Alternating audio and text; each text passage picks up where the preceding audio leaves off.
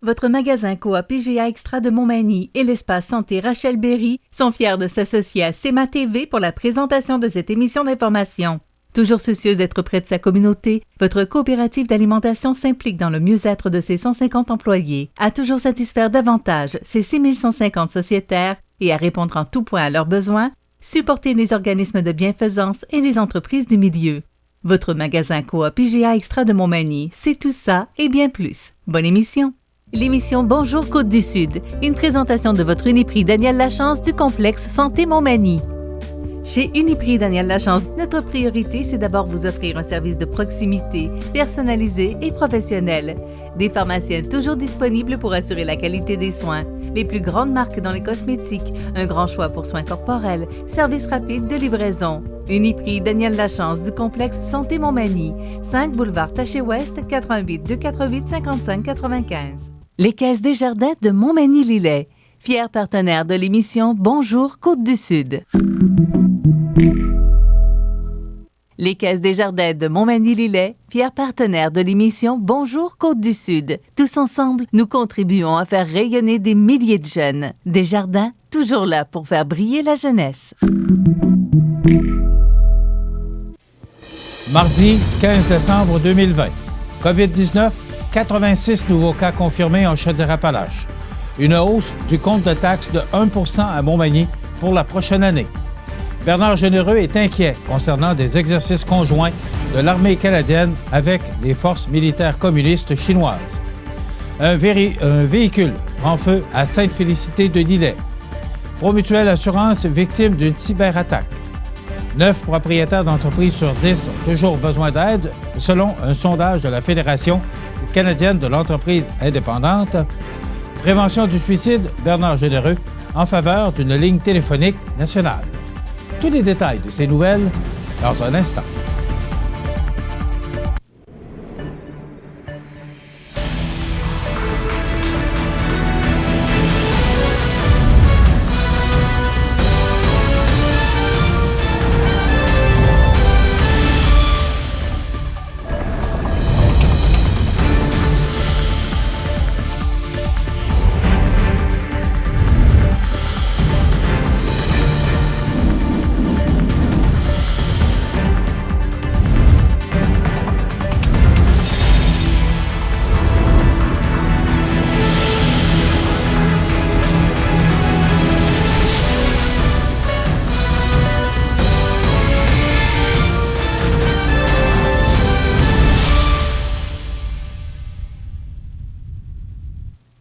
Bonne journée, mesdames et messieurs. En date du 14 décembre, voici les principaux éléments en lien avec la situation de la COVID-19. Il y a 86 nouveaux cas confirmés en Chaudière-Appalaches pour un total de 6 561 personnes infectées. 27 personnes sont hospitalisées, dont 6 aux soins intensifs. Le nombre de cas actifs est de 770. 2 décès supplémentaires, une personne décédée provient du CHSLD Paul Gilbert à Lévis et la seconde à l'Hôtel-Dieu de Lévis. Le nombre total de décès en Chaudière-Appalaches est de 151. Pour la MRC de Lillet, on compte 103 cas au total pour 6 cas actifs de la COVID-19. Du côté de la MRC de Montmagny, on dénombre 241 cas au total pour 20 actifs. Pour celle des Aides-Chemins, on compte 186 cas pour 27 actifs de la COVID-19. Résumé de la fin de semaine, samedi le 12 décembre, 124 nouveaux cas confirmés. 11 décembre, 86 nouveaux cas confirmés et un décès qui provient de la MRC de Bellechasse. Voici les cas de COVID-19 selon les endroits de la région de Chaudière-Appalaches. Dans les CHSLD, 4 cas. Résidences privées pour aînés, 6. Autres milieux d'hébergement, 8 cas. Autres milieux de soins, 3. Les écoles, 18. Et les entreprises, 49 cas. À l'hôpital de Montmagny, on dénombre 5 cas actifs chez les usagers et moins de 5 cas actifs chez les travailleurs, ainsi que 3 décès cumulatifs. À l'Hôtel-Dieu de Lévis, on dénombre 8 cas actifs chez les usagers et 15 cas actifs chez les travailleurs, ainsi que 28 décès cumulatifs.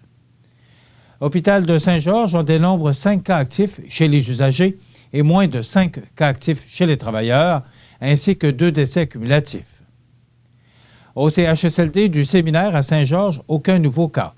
On dénombre 4 cas actifs chez les résidents et moins de 5 cas actifs chez les travailleurs. CHSLD privé conventionné Centre d'accueil Saint-Joseph de Lévis, aucun nouveau cas. On dénombre 9 cas actifs chez les résidents et moins de 5 cas actifs chez les travailleurs. Au CHSLD Paul-Gilbert à Lévis, 12 nouveaux cas. On dénombre 40 cas actifs chez les résidents et 44 cas actifs chez les travailleurs, ainsi que 5 décès cumulatifs. Au CHSLD privé conventionné Chanois-Laudet à Lévis, aucun nouveau cas. On dénombre aucun cas actif chez les résidents et moins de 5 actifs chez les travailleurs, ainsi que 9 décès cumulatifs. Résidence privée pour aînés Villa du Cap à Vallée-Jonction, aucun nouveau cas.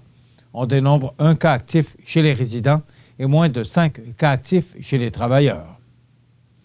Ressources d'hébergement Kennedy à Pintendre, 1 nouveau cas. On dénombre 14 cas actifs chez les résidents et moins de 5 cas actifs chez les travailleurs. Résidence privée pour aînés Monseigneur Bourget à Lévis, aucun nouveau cas. On dénombre 1 cas actif chez les résidents ainsi que 5 décès cumulatifs.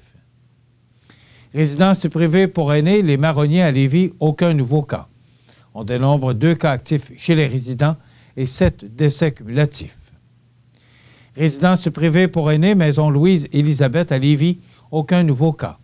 On dénombre aucun cas actif chez les résidents et moins de 5 cas actifs chez les travailleurs, ainsi qu'un décès.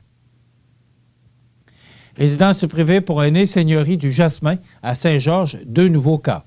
On dénombre 3 cas actifs chez les résidents et moins de 5 cas actifs chez les travailleurs. C'est lundi soir, à la dernière séance du Conseil de l'Hôtel de Ville de Montmagny, que le promaire Bernard Boulay a dévoilé les grandes lignes du budget 2021 de la capitale de Lois-Blanches, ce qui se solde par une augmentation du compte de taxes de 1 %, soit une baisse de la moitié par rapport à la hausse de l'an dernier et qui était, rappelons-le, de 2 %. Selon M. Boulay, le budget 2021 a été pensé de façon très prudente en raison des nombreuses incertitudes qui pèsent sur le Québec, en lien notamment avec la situation économique très fragile qui découle des mesures sanitaires imposées par le gouvernement Legault pour combattre la COVID-19. À ce sujet, la Ville a fait tout ce qu'elle pouvait pour diminuer la charge fiscale de ses concitoyens en contrôlant au maximum ses dépenses de fonctionnement qui augmenteront seulement de 0,78 % en 2021, soit une forte baisse sur l'exercice financier précédent qui était de 5,53 %, ce qui est, bien entendu, digne de mention. Selon le directeur des finances de la Ville, André Lévesque, le 1 % en question signifie, pour une résidence unifamiliale moyenne, une hausse de 28 $ en taxes municipales pour la prochaine année. La dite augmentation est par ailleurs comparable à ce qu'il se fait ailleurs au Québec pour une ville du même acabit, puisqu'à Rivière-du-Loup, pour ne nommer que cette localité, l'augmentation du compte de taxes municipales pour la prochaine année est de 1,03 %. En ce qui concerne le budget global 2021, le montant de celui-ci est de 22 802 000 $ ou 802 710 $, une augmentation de 1,26 % par rapport au précédent. Bien évidemment, crise de la COVID-19 oblige, la croissance des revenus anticipés n'est que de 1,26 %, soit un pourcentage presque de 3 fois moins qu'en 2020, qui, lui, avait été évalué jadis à 3,18 %.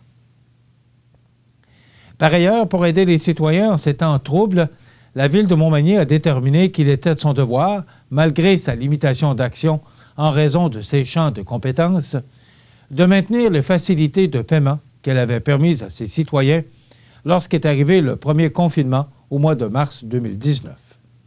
En somme, il n'y aura aucun intérêt ni pénalité sur les comptes de taxes impayés pendant 8 mois, plus précisément du 1er janvier au 21 août 2021. Je dois dire que, dans le contexte Je suis très fier du budget que nous présentons aujourd'hui.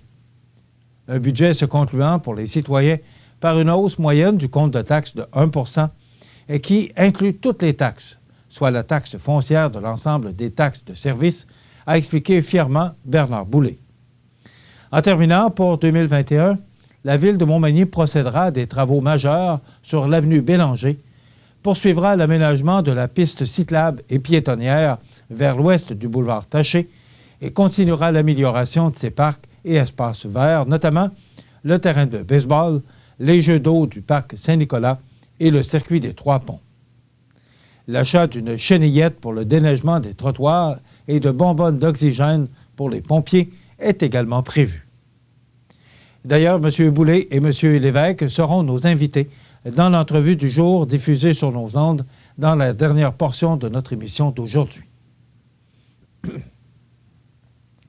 Alors que certains médias américains et canadiens ont mis en lumière une étroite collaboration entre l'armée canadienne et l'armée de libération populaire de Chine, ce qui implique notamment que des militaires chinois se seraient entraînés en sol canadien, CMA-TV Nouvelles a demandé au représentant fédéral de la circonscription de Montmagny-Lillet-Kamouraska-Rivière-du-Loup, Bernard Généreux, ce qu'il en pensait.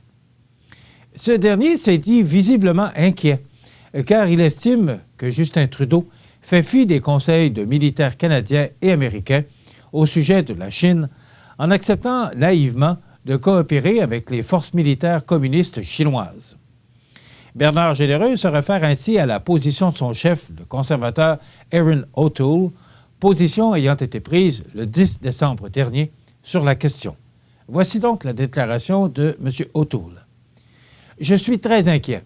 Les liens complexes du Canada avec la Chine communiste sous Justin Trudeau sont pires que ce que quiconque aurait pu imaginer. Affaires mondiales Canada, sous l'influence des libéraux de Trudeau, fait pression sur les forces armées canadiennes pour réaliser des exercices conjoints et coopérer avec les forces militaires communistes chinoises. L'armée de libération populaire. Depuis des années, Justin Trudeau ignore les conseils de nos militaires et de nos alliés au sujet de la Chine. Cette approche dangereusement naïve met le Canada à risque, encore et encore. Aujourd'hui marque l'anniversaire de l'enlèvement et de l'emprisonnement illégaux de 2 innocents Canadiens en Chine. Depuis des mois, la Chine cible injustement nos agriculteurs. Depuis des années, le Parti communiste chinois enferme massivement des Ouïghours, ou on va reprendre ça, des Ouïghours, voilà, dans des camps de concentration. Pourtant, les libéraux veulent s'impliquer plus encore avec la Chine. Nos militaires voulaient mettre un terme aux exercices conjoints avec la Chine parce que le vol de propriété intellectuelle, le cyberespionnage et les activités d'influence ne sont pas occasionnelles en Chine. C'est la norme. Soyons très clairs. La Chine n'agit pas comme un partenaire ou un ami. Il est temps que le gouvernement Trudeau mette fin à la dangereuse influence de l'argent et des agents chinois. Le nouveau cadre du gouvernement pour la Chine communiste doit être mis en place maintenant. Le gouvernement doit se réveiller. L'approche naïve du premier ministre Justin Trudeau face à la Chine doit cesser maintenant, a conclu le chef conservateur Erin O'Toole. Après la pause, un feu de véhicule perturbe la circulation à Sainte-Félicité de Lillet. Si vous avez des belles ventes et pas une scène dans le compte de banque, c'est probablement que vous payez du long terme avec du court terme. L'agilité financière, c'est important en période de crise. Parlez-en à votre CPA.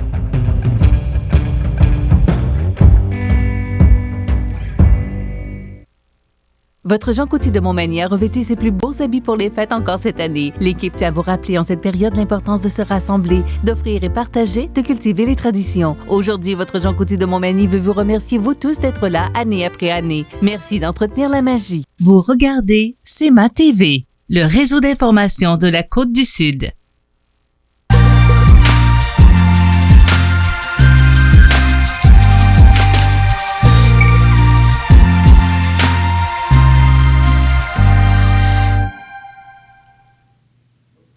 Vers 15h30 lundi, la centrale d'urgence a reçu un appel concernant un véhicule en feu sur la rue principale, la 216, à Sainte-Félicité, dans la MRC de Lillet.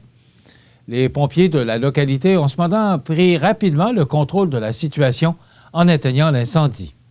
On ne connaît pas toutefois l'origine de l'incendie. Par contre, on ne dénombre aucun blessé. Depuis la matinée du samedi 12 décembre dernier, Promutuelle Assurance vit une panne de ses systèmes informatiques et téléphoniques qui serait attribuable, selon la direction, à une cyberattaque. Bien qu'on ne connaisse actuellement pas la source de la dite cyberattaque, la situation qui s'ajoute à celle de la crise de la COVID-19 complique le travail exécuté par Promutuelle Assurance Montmagny-Lillet, qui s'affaire à s'ajuster afin de maintenir un service essentiel à ses membres assurés. Les bureaux qui étaient fermés depuis le début de la crise de la COVID-19 sont temporairement rouverts afin d'accueillir les assurés, de vérifier leurs besoins et de les référer à un agent expert en sinistre ou autre qui les contacteront rapidement par téléphone. 4 nouveaux numéros de téléphone cellulaire ont ainsi été créés afin que les assurés puissent entrer en contact, si besoin, avec Promutuelle Assurance. Les numéros de téléphone sont le 88 248 7791. Excusez-moi, on éprouve quelques difficultés avec notre système informatique, nous aussi. Donc, je vais vous donner les numéros de téléphone. Alors, le 88 248 7791. Bon, alors on va faire une petite pause, le temps de régler le problème de notre télésouffleur et on vous revient immédiatement après avec la poursuite de nos informations.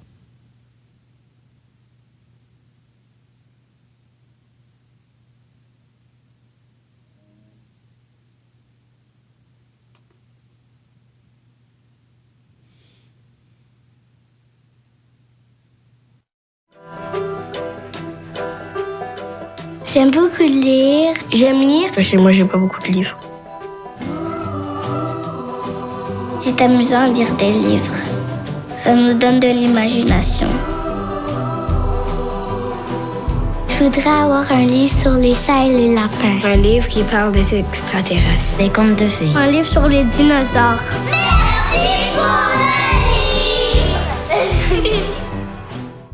Au Canada, entre avril et novembre, l'hirondelle rustique fait son nid sur des constructions humaines. L'hiver, les hirondelles migrent vers le sud et l'Amérique centrale. Elles reviennent chaque année faire leur nid, souvent au même endroit. Les hirondelles rustiques cherchent les parcs et les champs pour se nourrir, mais les pesticides, les changements climatiques et d'autres facteurs menacent leur survie. Aidez-les en leur fournissant des sites de nidification et en jardinant sans pesticides. Et ce n'est qu'un début. Pour en savoir plus sur l'hirondelle rustique, visitez ffdp.ca. La baleine noire de l'Atlantique Nord se trouve dans les eaux peu profondes au large de la côte est du Canada. Tel un énorme filtre, ce gros cétacé utilise ses fanons pour capturer et manger de minuscules créatures marines. Durant les 500 dernières années, la chasse excessive de cette baleine l'a amenée aux portes de l'extinction. Aujourd'hui, elle fait encore face à des menaces, dont les collisions avec des navires et l'empêtrement dans des filets de pêche. C'est l'une des baleines les plus rares au Canada. Pour en savoir plus, ffdp.ca.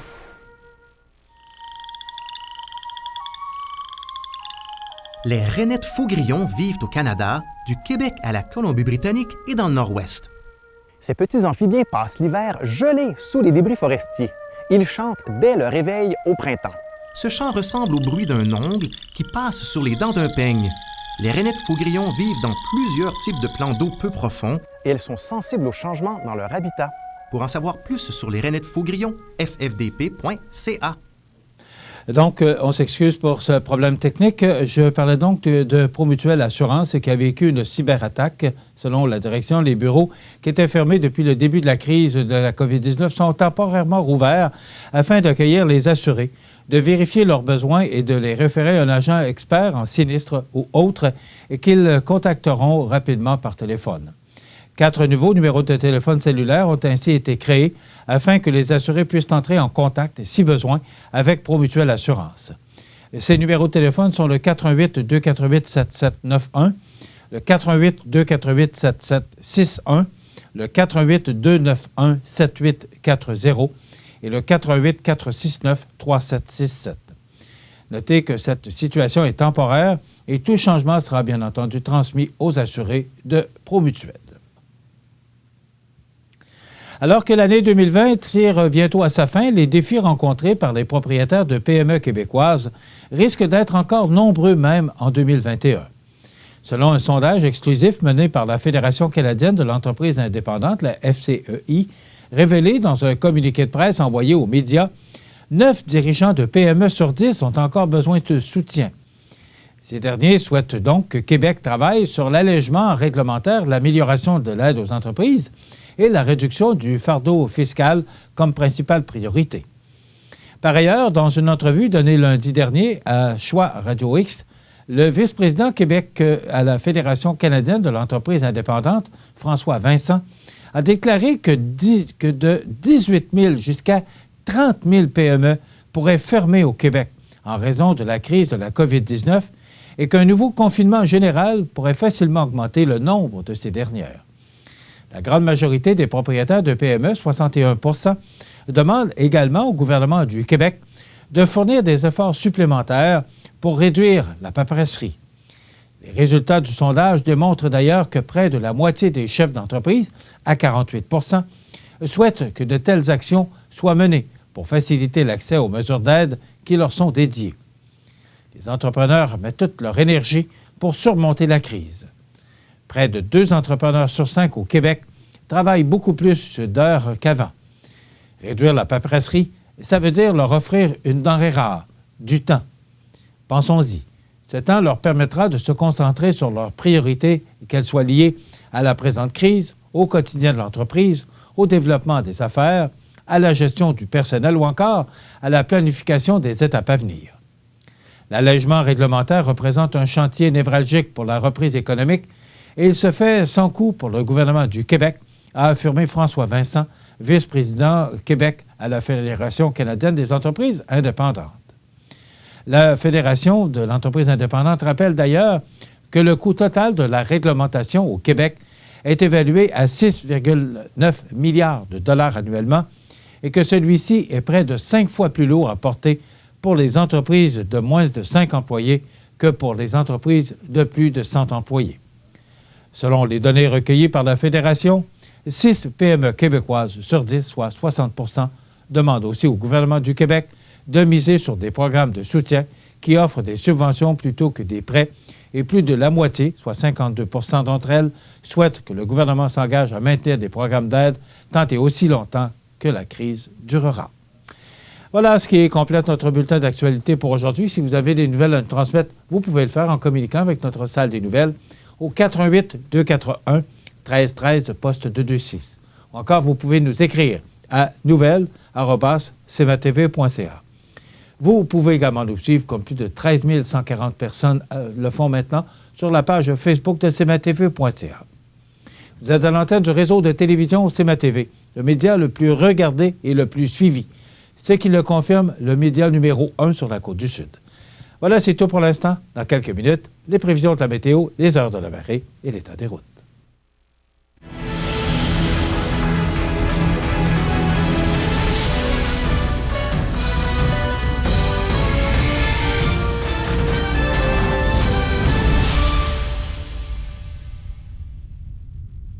Les Caisses Desjardins de Montmagny-Lillet, fier partenaire de l'émission Bonjour Côte-du-Sud. Les partenaires suivants sont fiers de s'associer à cette portion de notre programmation. Besoin de t'évader? Ça commence toujours par une bonne dose d'adrénaline. Peu importe où tu vas, peu importe ce que tu fais, on a tout pour t'équiper. Viens nous voir chez Adrénaline Sport au 230 Chemin des Poiriers à Montmagny. Vous regardez CMA-TV, le réseau d'information de la Côte-du-Sud.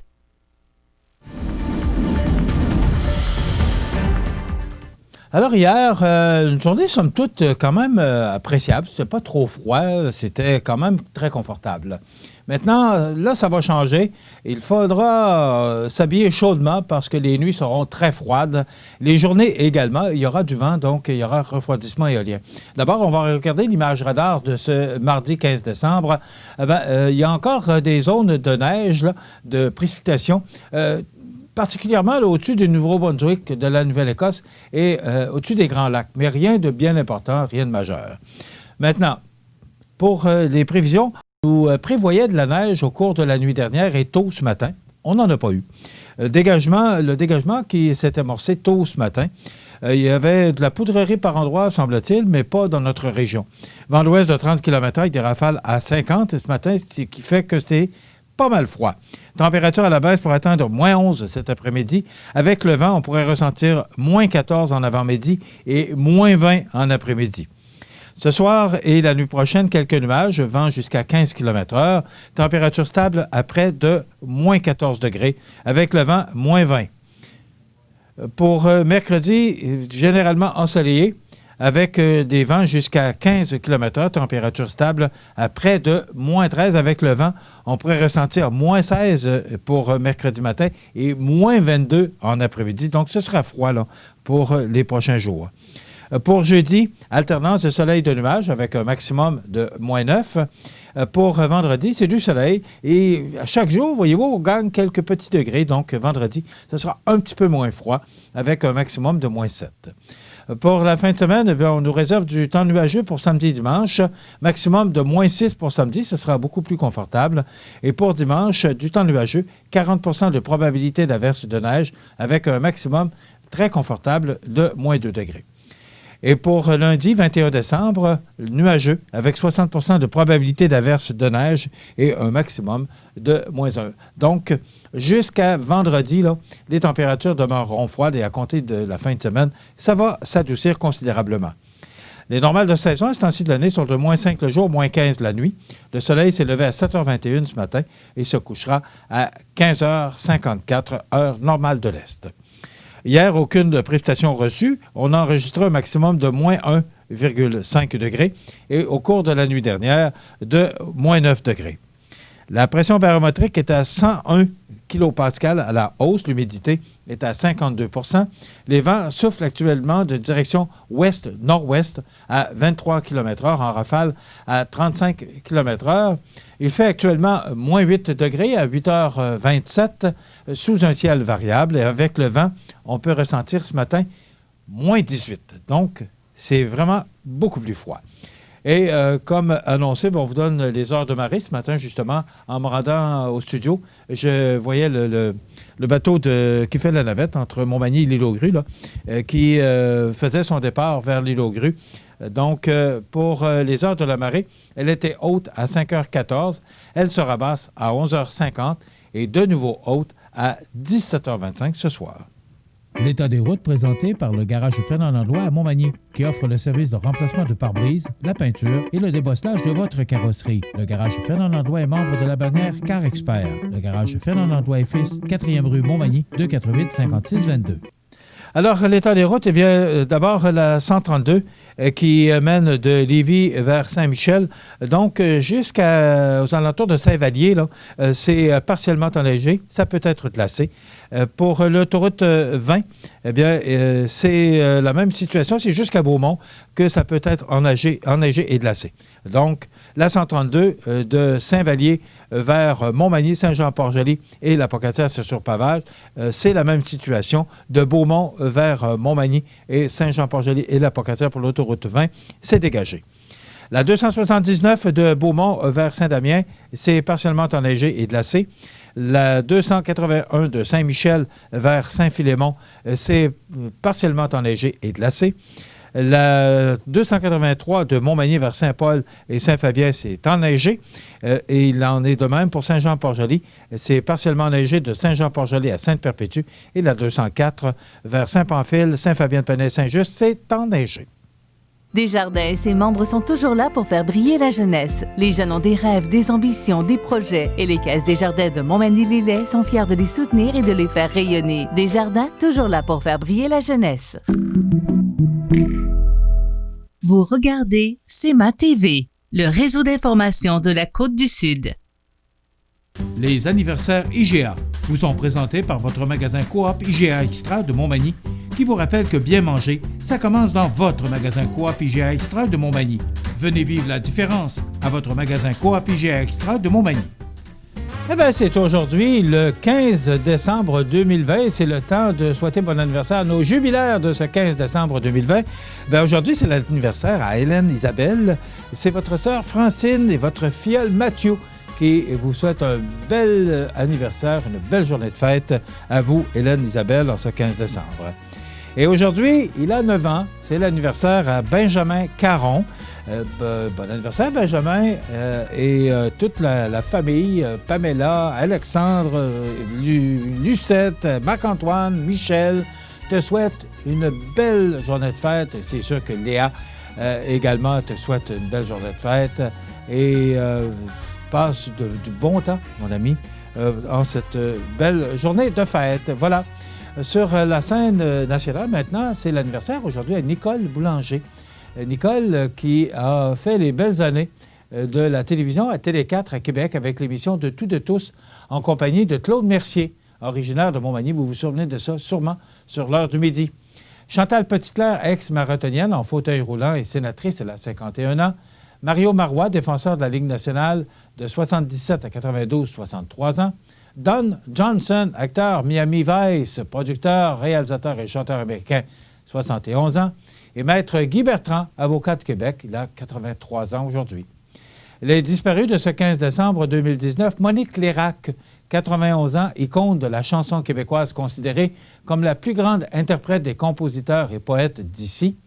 En 2016, Craig Sager, 65 ans, célèbre descripteur de basketball américain sur le réseau TNT.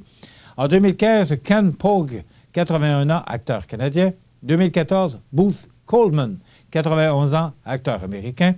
En 2013, Denis Gravereau, 52 ans, comédien et homme de théâtre d'origine française. En 2011, Lise Dandurand, 61 ans, fondatrice de Ciné-Québec et pionnière de Téléfilm Canada. En 2006, Clay Regazzoni, 67 ans, pilote automobile suisse. 2003, Keith Magnuson, 56 ans, qui a porté les couleurs des Blackhawks de Chicago de 69 à 80. En 68, Antonio Barrett, 69 ans, premier ministre du Québec du 8 janvier au 5 juillet 1960. En 1966, et je me souviens de cette journée, Walt Disney, décédé à l'âge de 65 ans, concepteur du parc d'attractions Disneyland. Et en 1944, Glenn Miller, 40 ans, quel musicien, chef d'orchestre américain. Donc, il est décédé en 1944 avec son grand succès « In the Mood ». Dans quelques instants, on vous propose la chronique économique en compagnie de Régent Lemieux, comptable professionnel agréé. Je vous invite à être là parce que c'est toujours très intéressant, ces chroniques, dans le cadre des Mardis Mallettes. Il y aura également la chronique des offres d'emploi, les avis de décès. On reçoit aujourd'hui, je vous le rappelle, le promaire, M. Bernard Boulay, et M. André Lévesque, directeur des finances de la ville de Montmagny, qui viennent nous expliquer en long et en large les grandes lignes du budget présenté hier soir à l'Hôtel de Ville. Il y aura la chronique La Pouponnière et on garde nos invités jusqu'à la fin. Donc, voilà pour cette émission du mardi 15 décembre. Je vous souhaite donc une excellente émission. Les 9, 16 et 23 décembre, profitez de la navette gratuite du transport collectif et adapté de la MRC de Montmagny. Pour tous vos déplacements dans Montmagny, la navette sera sans frais. Pour information et réservation, le transport collectif et adapté de la MRC de Montmagny au 248-0445. Vous regardez CEMA TV, le réseau d'information de la Côte-du-Sud. Dans le cadre des Mardis Mallettes, CEMA TV vous présente la chronique économique, une présentation du groupe Mallette, société de comptables professionnels agréés et de services juridiques. Je vous souhaite la bienvenue à nos Mardis Mallettes. Aujourd'hui, c'est notre chronique économique en compagnie de Régent Lemieux, qui est comptable professionnel agréé, CPA. On va s'habituer. Régent Lemieux, bonjour. Bonjour Michel, ça va bien? Ça va bien, merci. Et toi? Oui, très bien. Je vois que la barbe prend... La barbe, elle commence à prendre un peu plus d'ampleur. Fait que, étant donné que c'est pour une bonne cause, on continue jusqu'au 19 décembre. OK. Et juste en quelques secondes, dis-nous exactement c'est quoi la cause que vous épaulez. Dans le fond, c'est le Movember qu'on a transformé pour ramasser de l'argent pour Centraide. Puis là, dans le fond, là, habituellement, ça finit le 30 novembre, mais là, les employés se sont agacés à me donner plus d'argent pour prolonger ma barbe jusqu'au 19 décembre.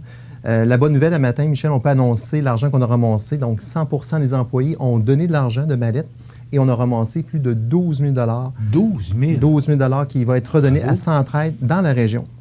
Bravo, Donc, félicitations. Super content. Et je sais que... C'est ma blonde qui est moins contente. Là, ouais, mais... Et je sais que Mallette et Centraide, c'est très important Très pour important pour nous. C'est une cause qu'on prend à cœur depuis des années, qu'on suit.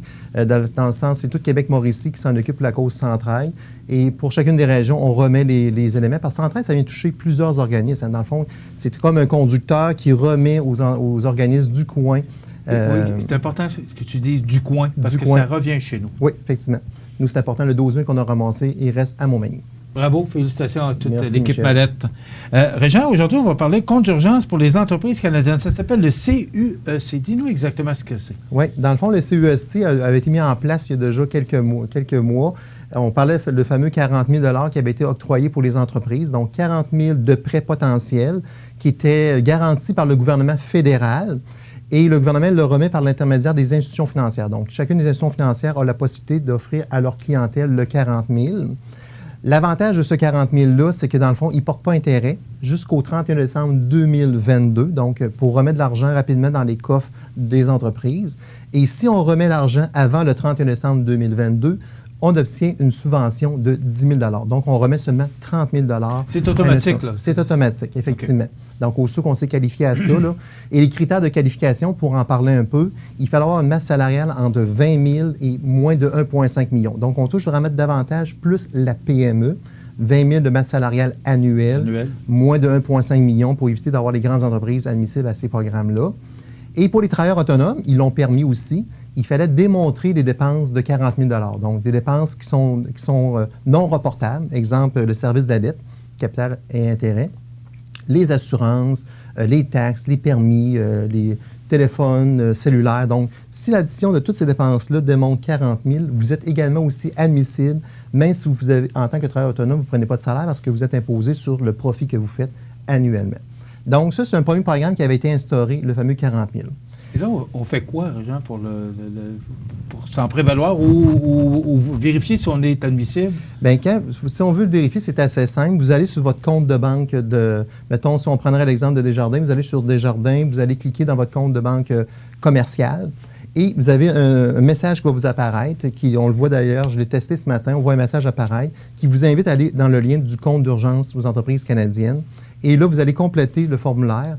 Avec une masse salariale, c'est assez simple. Vous inscrivez la masse salariale de l'année 2019 et là, vous continuez à remplir le renseignement, numéro de téléphone, etc. C'est assez simple, 5 à 10 minutes pour remplir. Et dans les semaines suivantes, vous recevez un beau cadeau de 40 000 $ d'un prêt dans lequel il y a une subvention de 10 000. Pourquoi que je l'ai resté aujourd'hui? Parce que la date a été prolongée jusqu'au 31 mars 2021, mais également aussi, ils ont augmenté de 20 000 $.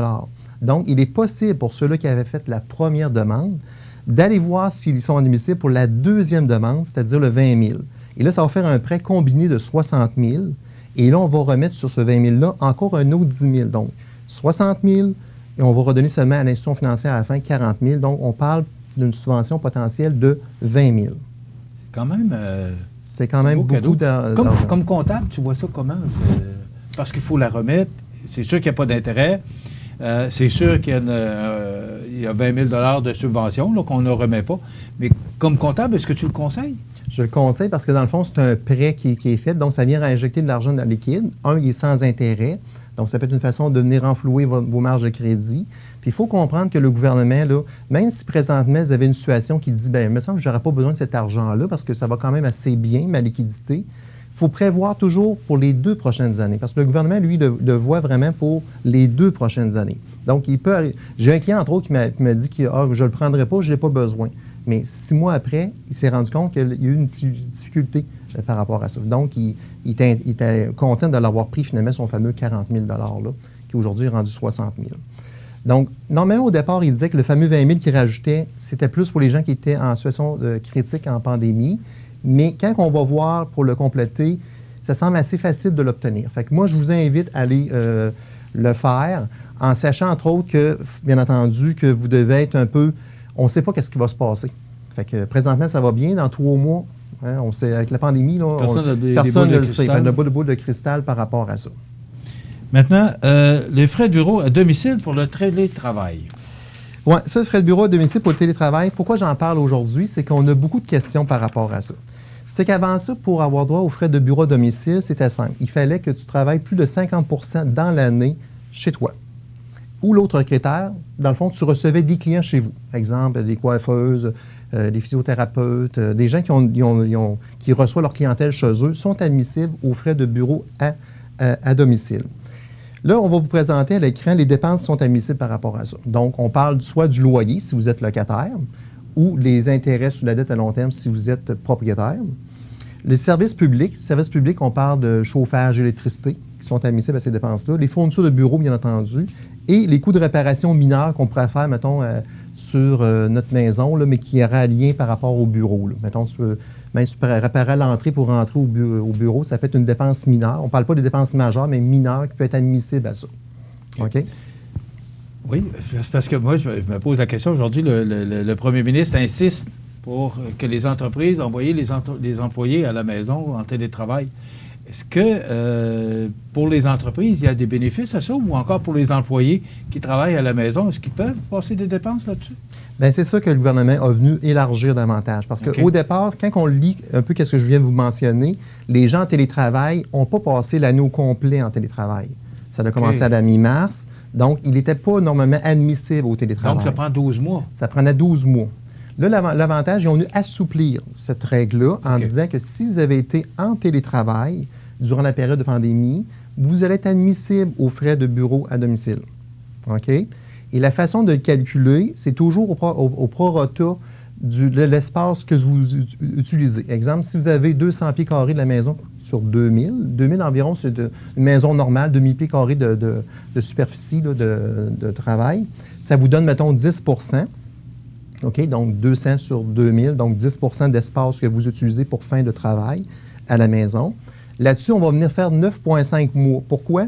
On parle de mi-mars au 31 décembre, donc on parle de 9,5 mois dans l'année sur 12. Donc, le 10 % redevient 7,9 %, 7,6 % pour ça. Fait que là, c'est le pourcentage de dépenses qui serait admissible pour que vous pourrez demander dans votre rapport d'impôt de l'année 2020. Mais pour ça, il faut absolument que votre employeur vous fasse un formulaire comme quoi vous étiez obligé de travailler à la maison. Okay? Donc, si c'est le cas, vous êtes admissible à ça. Peut-être un petit point que j'aimerais ajouter, Michel, parce qu'il n'a pas encore été annoncé. Le gouvernement veut peut-être encore l'assouplir, cet élément-là. Et je vais vous en faire je viendrai le mentionner en janvier, si c'est le cas. Mais ça peut arriver qu'ils vont dire, on va oublier les superficies, on va oublier les pourcentages de dépenses de la maison, puis on va vous donner probablement 400 $ déductibles dans votre rapport d'impôt si vous avez été en télétravail. Est-ce que c'est plus intéressant? Est-ce que ça peut être plus avantageux? Plus avantageux parce qu'à ce moment-là, l'employeur n'aura pas à compléter le formulaire. Okay. L'employé n'aura pas à tout faire les calculs que je viens de vous parler parce que vous comprenez, c'est des petits calculs à faire, tenir des petites dépenses par rapport à ça, calculer le pourcentage de superficie. Fait que ça peut être une façon d'assouplir pour éviter que chacun ait à faire son calcul puis que les employeurs se ramassent avec beaucoup de formulaires à remplir à leurs employés. Fait que ça, je vous tiens on aurait le choix entre les deux? Entre le 400 ou que l'employé... Oui, on aurait le choix entre les deux. Qu'est-ce qui peut être plus avantageux? Parce que quelqu'un peut dire, à moi, mettons, exemple, si on prend certains employés qui sont à la maison vraiment 5 jours par semaine, puis ils ne sont pas prévus de retourner au travail avant le 30 juin. Exemple, il y en a qui travaillent au gouvernement, il y en a qui travaillent dans les institutions financières pour lesquelles on sait qu'ils travaillent à temps plein à la maison. Fait que pour eux autres, ça peut être plus avantageux de le faire de cette façon que je vous ai expliqué au départ. Là. OK. Maintenant, le coût d'augmentation du panier d'épicerie, on parle de 3,5 à 5 %. Oui, 3,5 à 5 %. On parle même d'une moyenne de 5 %. Là, je vous mets à l'écran les différents produits là, qui sont vraiment augmentés. C'est annoncé. Et dans le fond, on parle, mettons, pour les légumes et la viande, 6,5 % d'augmentation, ce qui est même assez majeur. La boulangerie, 5,5 %, les fruits, 4 % et les produits laitiers, 3 %. Pourquoi, Régent, qu'il y a de si fortes augmentations dans ce secteur-là? On parle, entre autres, de tous les investissements qu'ils ont fait en équipement au cours de la pandémie. Entre autres, toute la sécurité maintenant qu'on voit quand on arrive dans un endroit public. Maintenant, bon, ils lavent les paniers, ils calculent la quantité de gens qui rentrent là. Donc, les espaces physiques doivent être adaptés. Les espaces de travail dans leur milieu doivent être adaptés. Donc, ça, c'est un premier élément qui explique cette justification-là.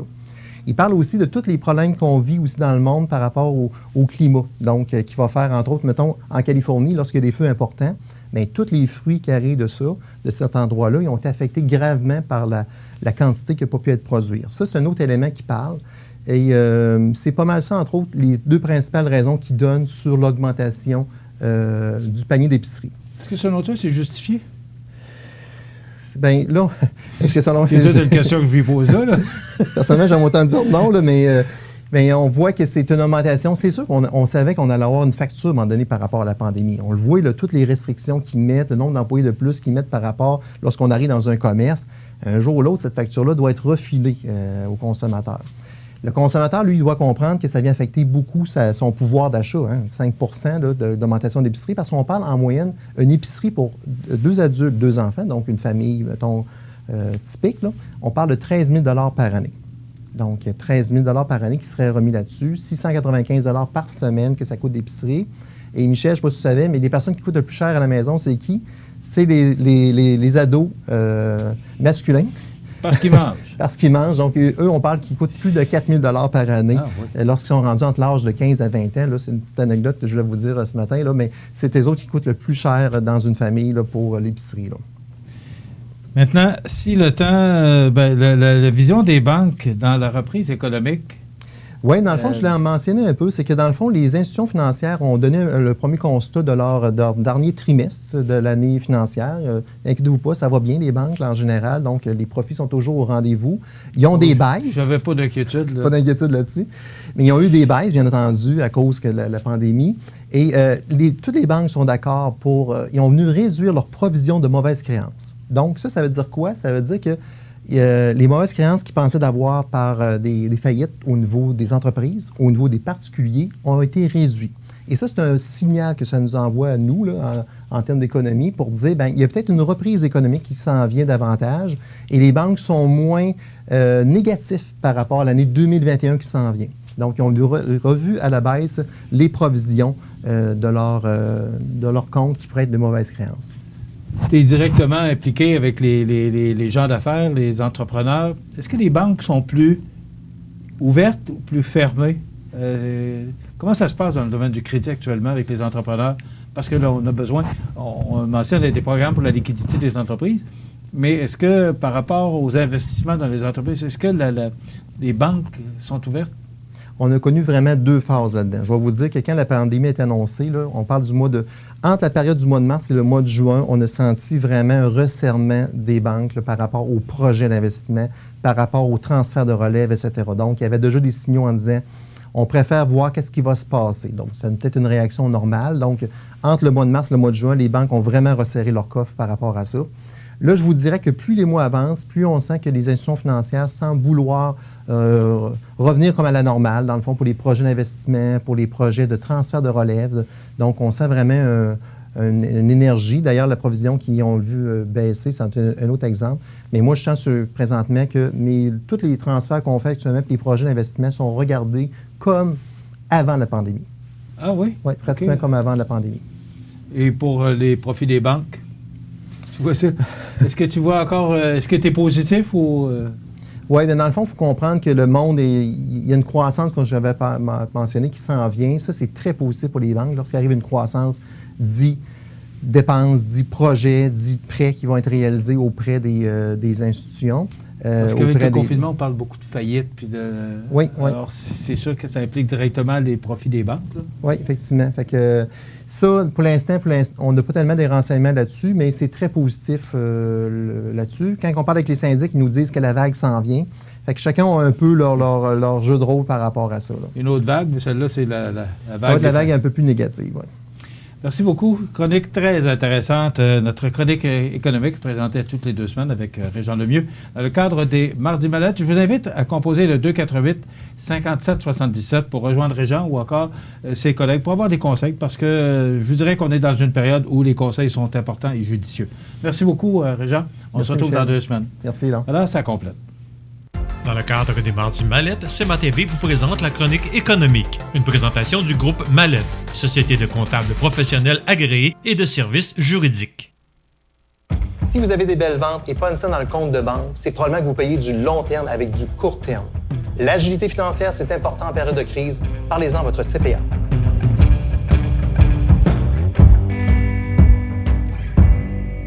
La clinique dentaire Montmagny, c'est un service complet de dentisterie. 4 dentistes, un orthodontiste, un maxillofacial. C'est aussi l'équipe qualifiée d'hygiénistes, d'assistantes désireuses de répondre à vos besoins. La clinique dentaire Montmagny, 63 Taché-Ouest, 248-2175. Les prévisions de la météo. Une présentation de Promutuelle Assurance Montmagny-Lillet. Toujours à l'écoute de vos besoins. La météo est présentée par Promutuelle Assurance Montmagny-Lillet, où des professionnels de chez nous sont heureux de répondre à tous vos besoins en assurance. Promutuelle Assurance Montmagny-Lillet est là, dans la région, pour ses membres et la communauté.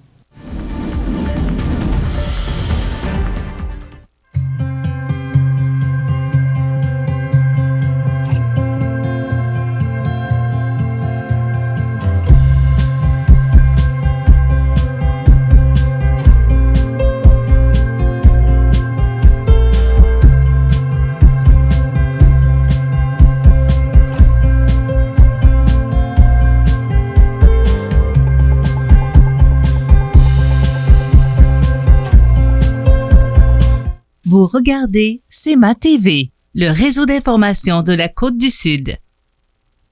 Les partenaires suivants sont fiers de s'associer à cette portion de notre programmation.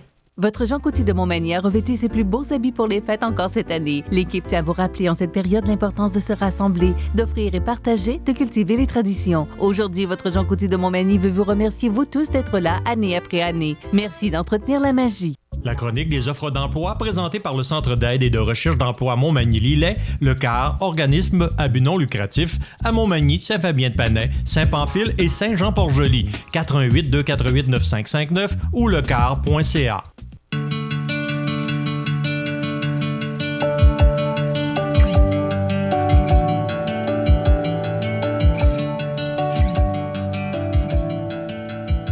Alors, dans notre chronique des offres d'emploi de ce mardi 15 décembre, eh bien, la fromagerie de l'Île aux Grues, on recherche actuellement un fromager, aide-fromager, préposé à l'affinage, camionneur, expert essayeur pour la collecte de lait. Ça vous intéresse, vous allez sur le site de la fromagerie de l'Île aux Grues à fromageîleauxgrues.com/carrière, ou encore vous pouvez téléphoner au 248-5842 pour obtenir plus d'informations. Une belle entreprise dynamique et en pleine croissance, la fromagerie de l'Île aux Grues. Prolam, cette belle entreprise de Cap-Saint-Ignace qui est à la recherche actuellement de journaliers, opérateurs, électromécaniciens, chargés de projet. Donc, on vous invite à vous joindre à une équipe dynamique en composant le numéro de téléphone 246-5101 pour obtenir plus d'informations ou encore pour appliquer et envoyer votre curriculum vitae à rh@prolamflore.com, rh@prolamflore.com, Prolam à Cap-Saint-Ignace. Une autre belle entreprise de Cap-Saint-Ignace qui est à la recherche actuellement, Pabert Aluminium, d'assembleurs, chargés de projet, couleurs, directeur de production, électromécanicien, gestionnaire de production, opérateur finition, machiniste, mouleur, technicien CMM. Donc, si ça vous intéresse, si un de ces emplois vous rejoint, vous n'avez qu'à communiquer avec Pabert Aluminium au 246-5626 ou encore vous envoyez votre curriculum vitae à rh@paber-alu.com, rh@paber-alu.com pour Pabert Aluminium. Fonderie Poitras de Lillet, qui est à la recherche actuellement d'électromécaniciens, étudiants préposés à la finition, planificateurs à la production, superviseurs de production, techniciens en comptabilité. Ce sont des emplois qui peuvent vous rémunérer jusqu'à 21,25 $ l'heure. Ça vous intéresse? Carrière au pluriel @fonderiepoitras.com pour faire parvenir votre curriculum vitae. Carrière au pluriel @fonderiepoitras.com ou encore 247-5041, 247-5041 pour obtenir plus d'informations sur Fonderie Poitras. Maintenant, votre magasin Coop IGA La Paix de Saint-Jean-Port-Joli est à la recherche actuellement de contrôleurs financiers, contrôleur une ou un contrôleur financier. également gérant ou gérante de fruits et légumes et également gérant ou gérante de prêts à manger à la charcuterie fromage. Ce sont de très beaux emplois qui vous sont offerts. Donc, une équipe dynamique qu'est le magasin Coop IGA La Paix de Saint-Jean-Port-Joli. Vous faites parvenir votre curriculum vitae à Coop SJPJ pour Saint-Jean-Port-Joli. Donc, Coop SJPJ @globetrotter.net ou encore vous allez sur la page Facebook du magasin Coop IGA La Paix de Saint-Jean-Port-Joli. Cette chronique vous est présentée par le Centre d'aide en recherche d'emploi Montmagny-Lillet qui vous soutient dans la recherche d'emploi, l'orientation professionnelle, le coaching de carrière, services de placement, accompagnement sans frais, équipe professionnelle, services personnalisés. Le Centre d'aide et de recherche d'emploi Montmagny-Lillet, d'ailleurs, vous pouvez vous rendre sur le site du lecar.ca pour voir, parce que vous pouvez obtenir de l'information sur des emplois disponibles dans la région, ou encore vous pouvez communiquer avec les gens du CAR au 248-95-59, 4 points de service pour mieux vous servir, Montmagny, Saint-Fabien-de-Penay, Saint-Pamphile et Saint-Jean-Port-Joli. La chronique des offres d'emploi présentée par le Centre d'aide et de recherche d'emploi Montmagny-Lillet, le CAR, organisme à but non lucratif, à Montmagny, Saint-Fabien-de-Penay, Saint-Pamphile et Saint-Jean-Port-Joli, 418-248-9559 ou lecar.ca. La résidence funéraire Boulanger vous propose une gamme complète de services personnalisés afin de répondre à tous vos besoins en matière de funérailles. Nous vous fournissons des installations de services innovants qui répondent en évolution des familles d'aujourd'hui. Nous prenons soin de vous afin que vous puissiez vous concentrer sur ce qu'il y a de plus important, votre famille, vos amis et vous-même. Salon funéraire adapté pour votre plus grand confort, grand stationnement et facilité d'accès. La résidence funéraire Boulanger, pour bien faire dans la dignité. Le réseau de télévision CMA-TV vous présente les avis de décès. Au centre hospitalier de Rimouski, le 2 décembre 2020, à l'âge de 49 ans et 6 mois, est décédé subitement M. Steve Gaudreau, époux de Mme Isabelle Morin. Il était le fils de M. Martin Gaudreau et de feu Dame Lorraine Thibault. Il demeurait à Rimouski et était natif de Montmagny. En raison des circonstances actuelles, les rituels funéraires se tiendront dans l'intimité avec les membres de sa famille. Une cérémonie hommage aura lieu ultérieurement avec ses amis et collègues lors de la déposition des cendres au mausolée de Rimouski. Vos témoignages de sympathie peuvent se traduire par un don à la Fondation des maladies du cœur et de l'AVC. La direction a été confiée à la maison funéraire Laurent Normand, 115 rue Saint-Louis, Montmagny.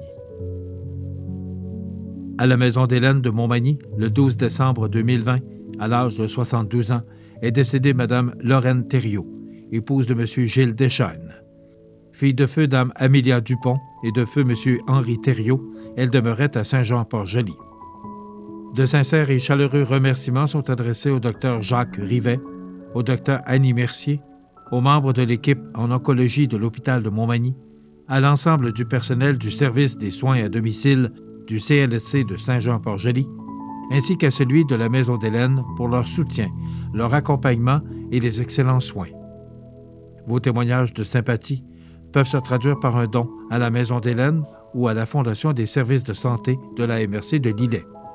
Des formulaires seront disponibles auprès de la maison funéraire. Étant donné les circonstances actuelles reliées à la pandémie, vous pourrez venir saluer les membres de la famille tout en respectant les mesures d'hygiène et de distanciation physique. Le port du masque sera obligatoire.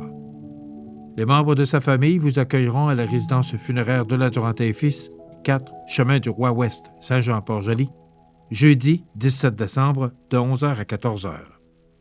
Les funérailles avec Eucharistie seront célébrées le jeudi 17 décembre à 14h30 en l'église de Saint-Jean-Port-Joli et de là au crématorium. Un nombre maximum de 25 personnes sur invitation pourront y assister. Ceux qui désirent prendre part à la célébration pourront le faire via la diffusion web à cmatv.ca, qui est disponible au public à cmatv.ca/funérailles diffusion. Ces cendres seront déposées ultérieurement au cimetière paroissial au bord de l'eau. La direction des funérailles a été confiée à la résidence funéraire de la Durantaye et Fils de Cap-Saint-Ignace, Lillet, Saint-Jean-Port-Joli et Saint-Pamphile. Aux familles éprouvées, la direction et le personnel du réseau de télévision CMA-TV offrent leurs plus sincères condoléances. Vous regardez CEMA TV, le réseau d'information de la Côte-du-Sud. L'entrevue du jour, une présentation du Resto L'Olivier, coin Saint-Jean-Baptiste et Sainte-Brigitte à Montmagny. La satisfaction de nos clients, une priorité. 248-3435. Le Resto L'Olivier vous offre les meilleures pâtes en ville. Fruits de mer, grillades, menus du jour et quoi encore. Les déjeuners sont à l'honneur tous les samedis et dimanches à partir de 8h30. Fermé le lundi, le Resto L'Olivier à Montmagny, coin Saint-Jean-Baptiste et Sainte-Brigitte. 248-3435. Alors, on se retrouve à l'Hôtel de Ville, alors que c'est la période, je pense, la plus importante pour le Conseil municipal et les finances. C'est le budget qui a été présenté hier soir. Alors, naturellement, cette entrevue-là a été réalisée vendredi après-midi pour les besoins de la cause. M. Bernard Boulay, qui est maire suppléant de la ville de Montmagny, et André Lévesque, qui est directeur des finances. C'est plus long que ça, là, approvisionnement, mais on va s'en tenir parce qu'aujourd'hui, on parle de finances. Parfait. M. Boulay, d'abord, 2020, on pourrait trouver quel qualificatif que vous utiliseriez pour parler de 2020 qui se termine dans quelques jours? Qu'est-ce que je pourrais dire? Écoute, Michel, là, on a assez entendu le mot COVID-19, que là, on en est saturé, mais il faut se le garder en tête, c'est ça, c'est la réalité. Donc, écoute, c'est une année de transition qui était complètement inattendue. On arrive au mois de mars, puis paf, tout nous saute, fait que faut réagir. Fait que c'est ce que la ville a fait. Fait qu'au lieu d'être réactif, on a été proactif. On s'est retroussé les manches, tout le monde, tout le personnel, que ce soit autant les cadres ou peu importe, les cols bleus, cols blancs, tout le monde s'est retroussé les manches, puis on a continué quand même à faire ce qu'on avait envie de faire. On voulait faire le quai, je ne disais pas le quai, mais toute la rue du quai, tout ça, tout a été refait. C'était dans les plans. Le plan était respecté. Tout a été respecté, malgré que c'est sûr qu'il y avait beaucoup de problématiques à tout réaliser, mais tout a été réalisé, c'est ce qu'on voulait, puis ça a été fait. Et 2021, vous voyez ça comment? Bien, on le voit plus optimiste un peu parce qu'on pense qu'avec le vaccin qui est arrivé ou qui va arriver en fin de semaine, quelque chose de même, ils vont commencer par les CHSLD, tous les personnels hospitaliers, puis tout ça, pour être capable de garder notre monde prêt en tout cas. Mais nous, on pense que c'est pour ça que le budget a été fait de façon prudente, parce qu'il faut quand même être prudent. Mais par contre, on est optimiste pour 2021, que d'ici à l'été, mettons plus à l'été, mi-juin, juillet, que la vie reprenne son cours et que nous, on commence, tout le monde, à vivre mieux, à vivre comme on vivait avant. C'est ce qui nous manque. Oui. Hein? M. Boulay, j'ai hâte de voir si votre directeur des finances a le même optimisme que vous. Ah, il est très optimiste. Oui. André. Il a le sourire, en tout cas. Là. André a toujours le sourire. André Lévesque. Bonjour. Bonjour.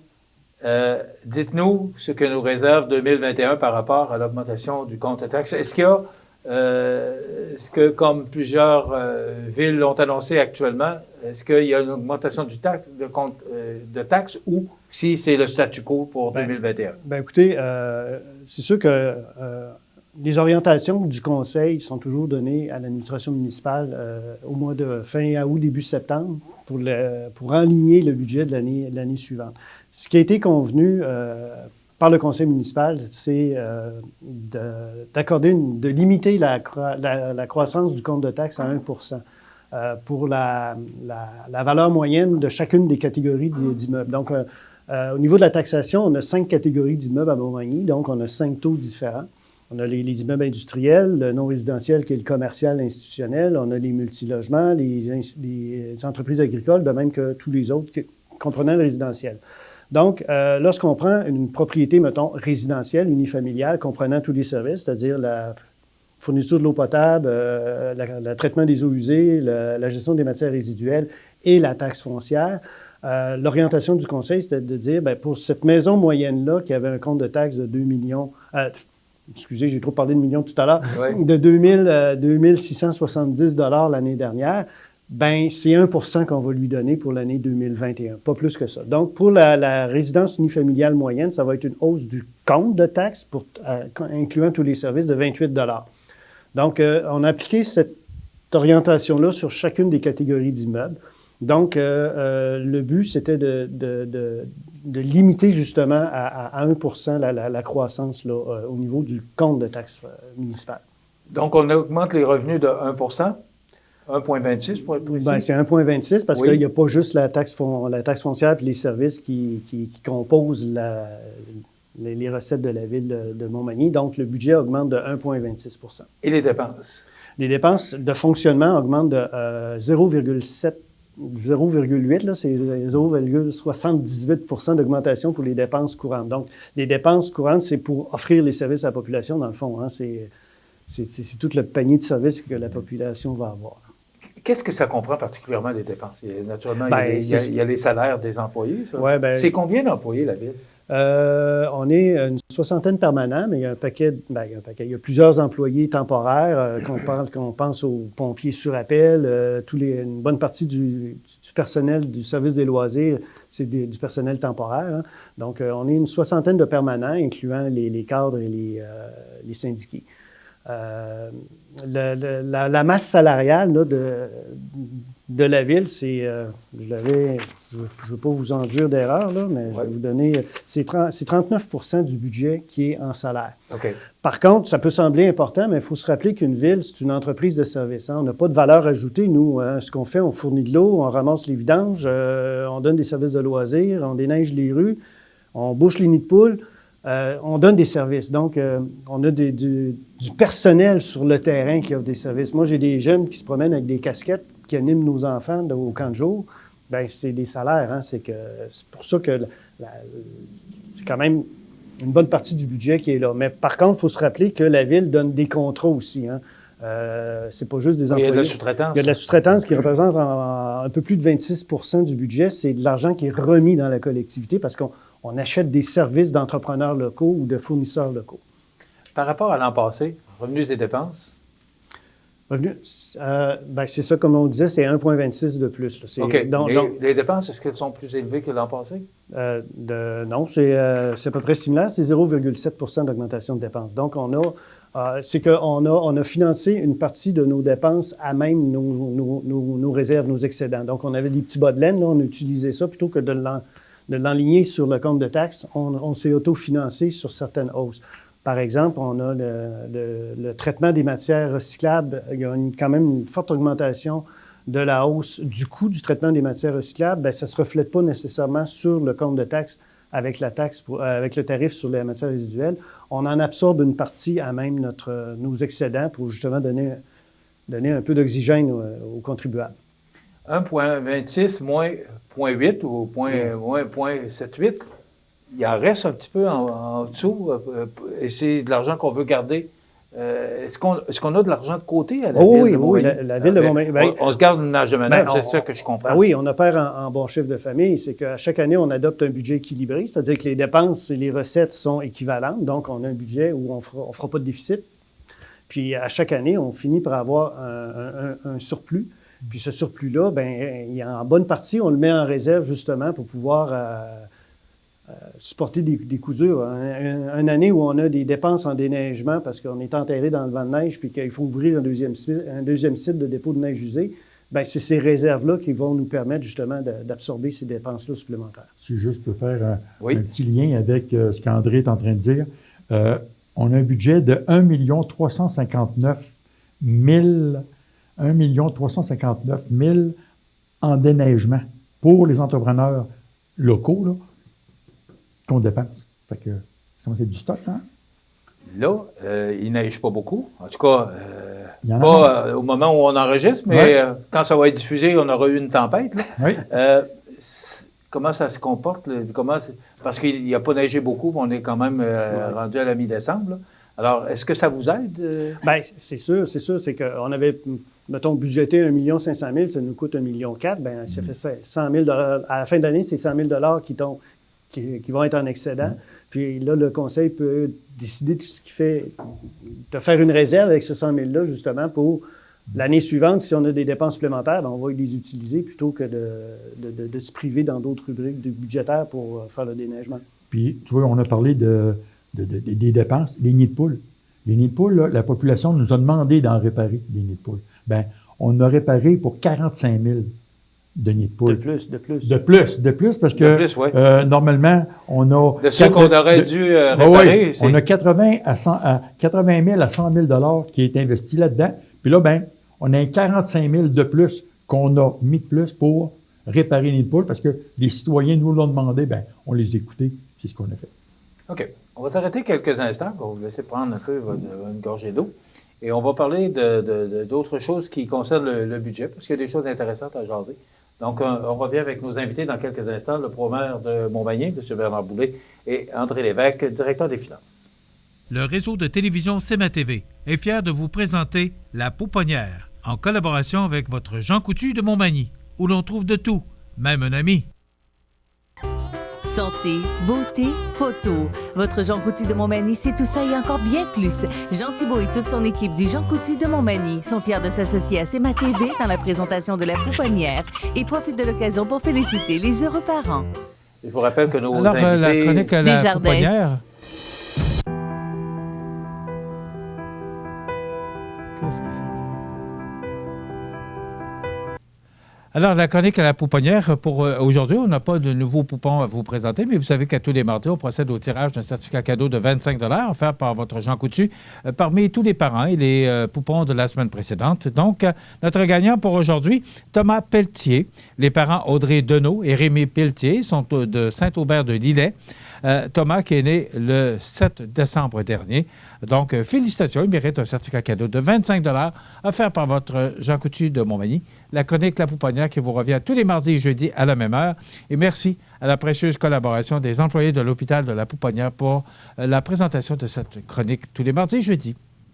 Desjardins et ses membres sont toujours là pour faire briller la jeunesse. Les jeunes ont des rêves, des ambitions, des projets. Et les Caisses Desjardins de Montmagny-Lillet sont fiers de les soutenir et de les faire rayonner. Desjardins, toujours là pour faire briller la jeunesse.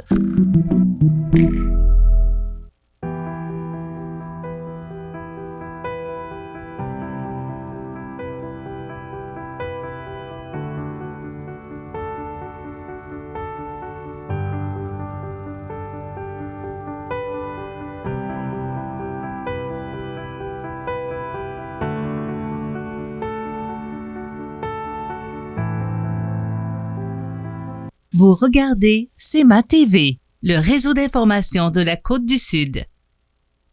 L'entrevue du jour, une présentation du Resto L'Olivier, coin Saint-Jean-Baptiste et Sainte-Brigitte à Montmagny. La satisfaction de nos clients, une priorité. 248-3435.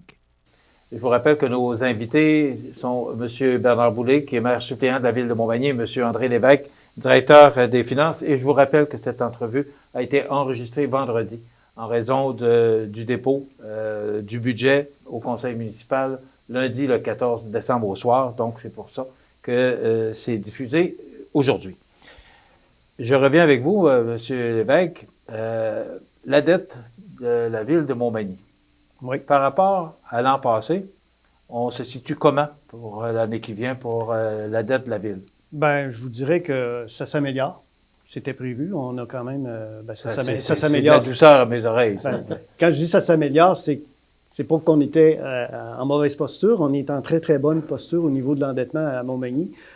Sauf que dans les projections qu'on avait fait au cours de l'année 2019, on savait que de l'année 2020, ça serait une année où notre dette serait assez élevée. Par contre, on assiste à une diminution, là, puis c'est prévu, là, c'était vraiment prévu. Pourquoi vous saviez? C'est parce qu'on a profité des programmes de subventions qui sont mis sur pied par le gouvernement du Québec. Donc, par exemple, lorsqu'on a refait la rue de la Fabrique, avec la rue Saint-Louis, c'est un investissement majeur, mais c'était subventionné à 75 % par le gouvernement du Québec. Donc, c'est sûr que le fait qu'on avait un taux d'endettement qui était plus bas à Montmagny, ça nous a permis justement de déposer ce projet-là qui devait se faire sur presque 5 années, puis de le faire dans une seule année. Donc, on a été capable d'être proactif puis de devancer notre programme d'amélioration des infrastructures. Donc, c'est sûr que ça a un impact sur le niveau d'endettement, mais après ça, quand on revient à un investissement normal, bien, on assiste à une diminution de notre dette, ce qui est normal, puis jusqu'à temps qu'on ait une autre opportunité qui pourra nous permettre justement de devancer des programmes d'amélioration des infrastructures. Puis pour ajouter un peu ce qu'André est en train de dire, c'est que tous les directeurs du ici Eux autres, là, qu'est-ce qu'ils font, là? C'est qu'ils surveillent, sont à l'écoute tout le temps. S'il y a une subvention, allez chercher. Tac, on clique dessus immédiatement. Fait on est proactif là-dessus tout le temps. Fait que c'est pour ça qu'André, quand il dit qu'on a des subventions, ben on est à l'écoute. Puis tout le personnel ici, là, sont à l'écoute là-dessus. Fait que aussitôt qu'il y a des subventions qui sont sorties pour des projets, quelque chose, on est dessus. OK. La dette par rapport à nos revenus, est-ce qu'on se situe bien? Est-ce qu'on est trop endetté? Ou là, vous dites qu'on est quand même en bonne position, mais si on se compare, on se situe comment? Là? Bon, ben, pour les prévisions pour l'année 2021, la dette nette, c'est-à-dire la dette qui va rester à la charge seulement des contribuables ou de la Ville de Montmagny, là, parce qu'il y a une partie de la dette qui appartient au gouvernement du Québec, parce que ce qui est drôle avec le gouvernement du Québec, c'est qu'il nous accorde des subventions, mais il nous verse la subvention sur 20 ans. Donc, on emprunte, dans le fond, au nom du gouvernement du Québec, puis il nous garantit qu'il va nous rembourser sur 20 ans. Donc, si on prend notre dette émise et on retire les montants qui sont attendus du gouvernement du Québec, notre dette se situe à 23 millions. Et notre budget est à 22 800 000, donc à peu près équivalent. Donc, la dette est équivalente à notre revenu. Pourquoi je dis que c'est une bonne posture? Bien, je vais faire une analogie. Quand vous vous êtes acheté votre maison personnelle, le prix que vous avez payé pour votre maison, votre hypothèque, ça devait être pas mal supérieur à votre revenu annuel. Alors que nous, la Ville, bien, nous, ça vaudrait l'équivalent. C'est sûr qu'il y a certaines limites à ne pas dépasser. Il faut agir en bon père de famille.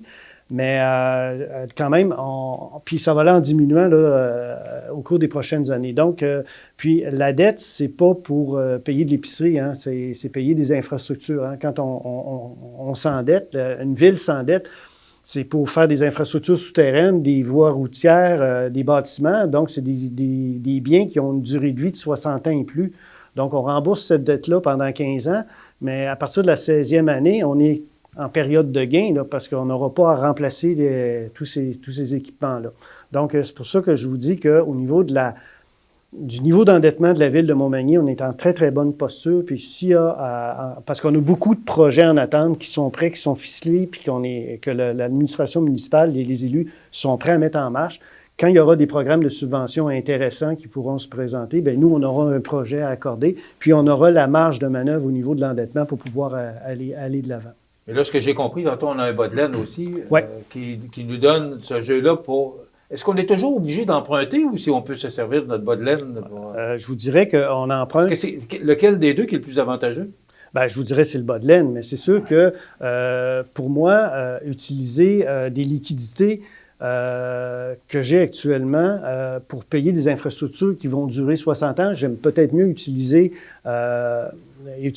l'emprunt, alors que si j'ai un investissement en matériel informatique ou en une camionnette, bien, je vais utiliser plutôt mes bas de laine parce que c'est quelque chose qui a une durée de vie beaucoup moindre.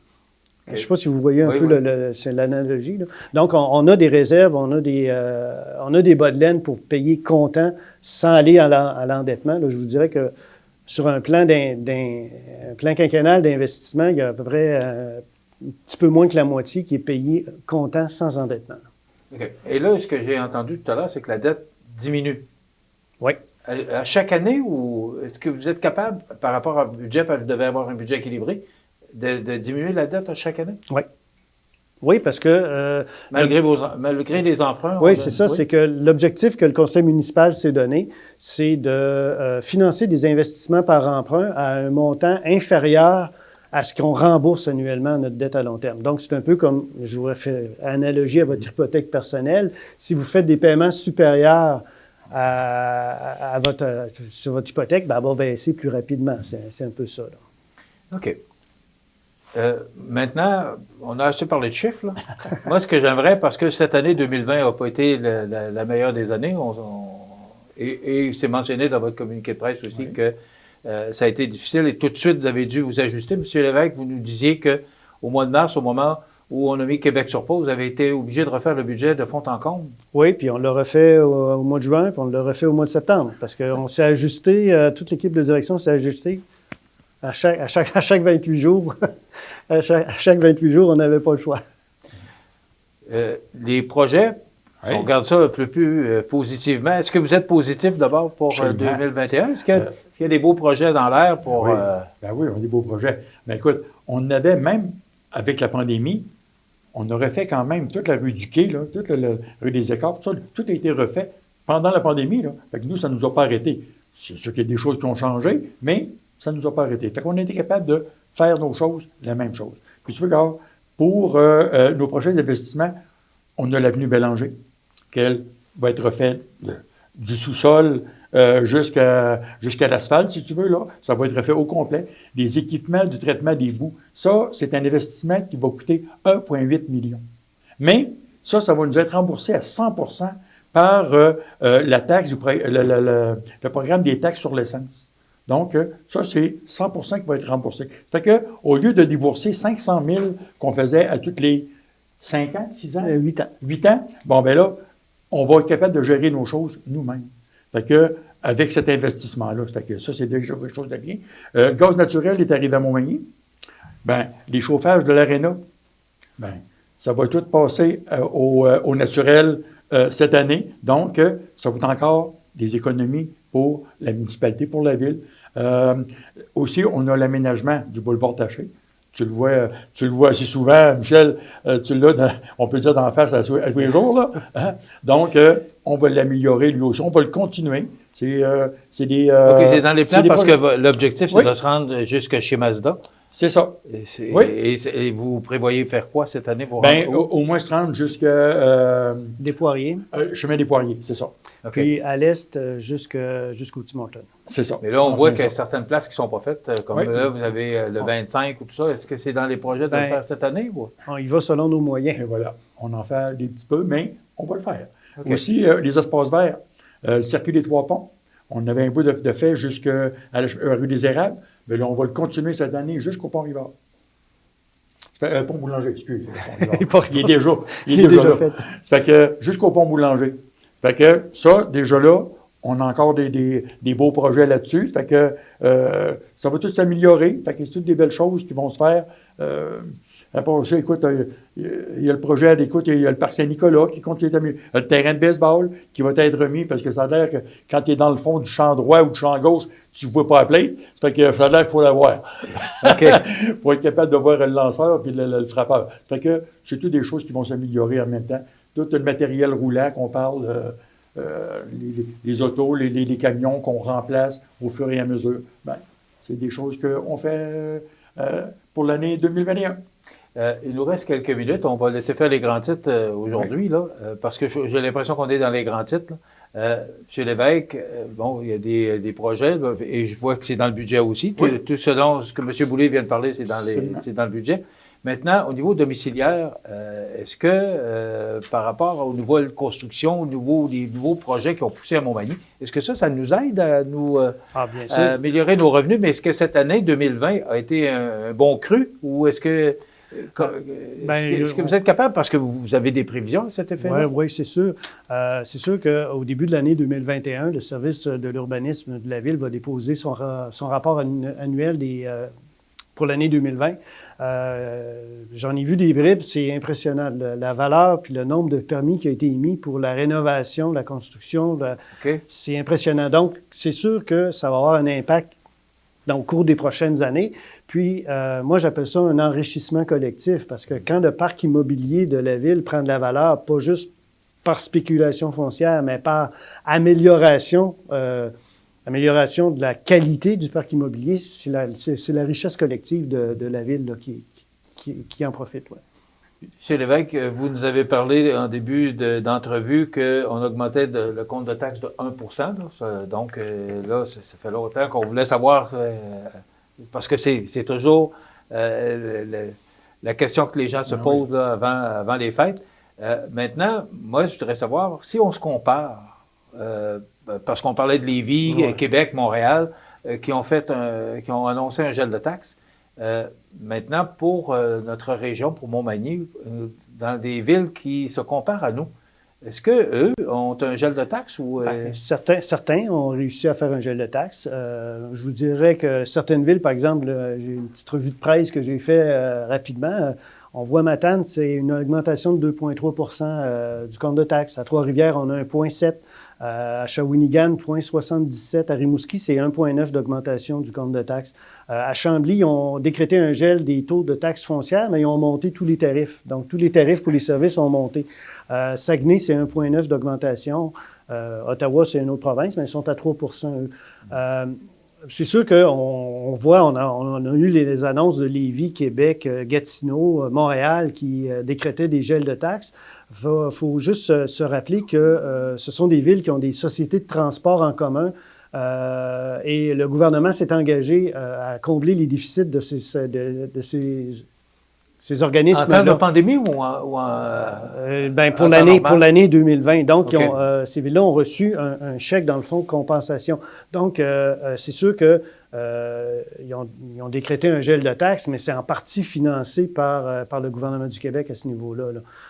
C'est sûr qu'ils ont dû faire certains sacrifices pour pouvoir balancer leur compte de taxes, mais ça, c'est une décision politique, à mon point de vue. Quelques secondes. Comment vous faites pour déterminer le taux 1 1,9 parce que là, vous mentionnez d'autres villes là, qui ont différentes augmentations. En quelques secondes, comment vous faites pour déterminer que ce soit 1 c'est sûr qu'on y va toujours selon la capacité de payer de la population, c'est sûr, là, parce que je me sentirais très, très mal en temps normal de vous arriver avec un 2,5 ou un 3 d'augmentation. Là. Je trouverais ça assez indécent. Par contre, on a le bouquet de services qu'on a à offrir, le coût pour l'offrir, parce qu'on est une entreprise de services, il faut s'entendre.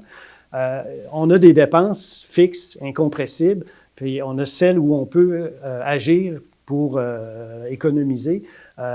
Donc, c'est pour ça qu'en début d'année, on rencontre tout le temps, le comité du budget rencontre tout le temps les membres du conseil pour dire, bon, quelle marge de manœuvre vous nous donnez? Qu'est-ce qui est acceptable? Donc, le taux d'inflation de octobre 2019 à octobre 2020 est à 0,7 On s'attend qu'il va finir l'année à 1 environ pour l'année 2020, malgré qu'il était en négatif là, en période de pandémie. Donc, le Conseil s'est dit, bon, l'inflation est à 1 on se limite à ça. C'est l'objectif qui a été donné par le Conseil et l'administration municipale dit, voici notre carré de sable, on joue avec ça. Et vous avez aiguisé votre crayon en conséquence? En équipe, je vous dirais en équipe. Il y avait plusieurs crayons. Merci beaucoup, ça complète. On va vous souhaiter un joyeux temps des fêtes. C'est ce que je voulais en même temps. Excusez Michel, annoncer, c'est qu'au nom du maire Rémi Langevin, des membres du conseil, puis de toute l'organisation municipale, on veut souhaiter des joyeuses fêtes à tout le monde, puis prenez le temps de vous reposer parce que ça a l'air que c'est ça que ça va être. Oui, ça va être tranquille cette année. Et voilà. Bernard Boulay, maire suppléant. André Lévesque, directeur des finances, merci d'avoir été avec nous. Voilà, ça complète. Vous regardez CEMA TV, le réseau d'information de la Côte-du-Sud. À Montmagny, le projet culturel et sportif en santé durable, ce sont des infrastructures modernes et variées. C'est une grande attractivité pour la région. C'est un milieu de vie pour petits et grands. En fait, le projet culturel et sportif en santé durable est pensé par et pour la région. Les 9, 16 et 23 décembre, profitez de la navette gratuite du transport collectif et adapté de la MRC de Montmagny. Pour tous vos déplacements dans Montmagny, la navette sera sans frais. Pour information et réservation, le transport collectif et adapté de la MRC de Montmagny au 248-0445. En 1833, un jeune de 20 ans eut une idée. Une petite idée qui allait devenir un grand projet. Aujourd'hui, le rêve d'Ozanam est devenu réalité. Au Québec, depuis 1848, la Société de Saint-Vincent-de-Paul est là pour aider lors des pires catastrophes. Et c'est au quotidien qu'elle fait toute la différence, en donnant nourriture, meubles et vêtements à ceux qui en ont vraiment besoin. Depuis 165 ans,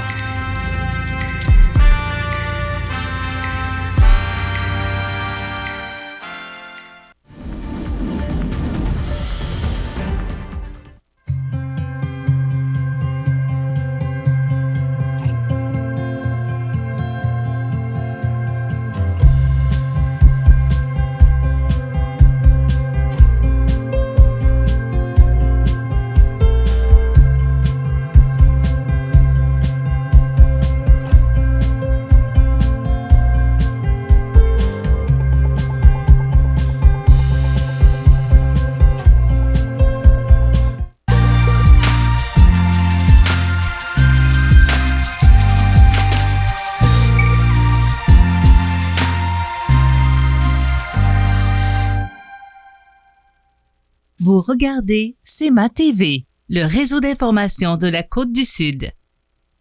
L'émission Bonjour Côte-du-Sud, une présentation de votre Uniprix Daniel Lachance du complexe Santé Montmagny. Service professionnel 88 248 55 95.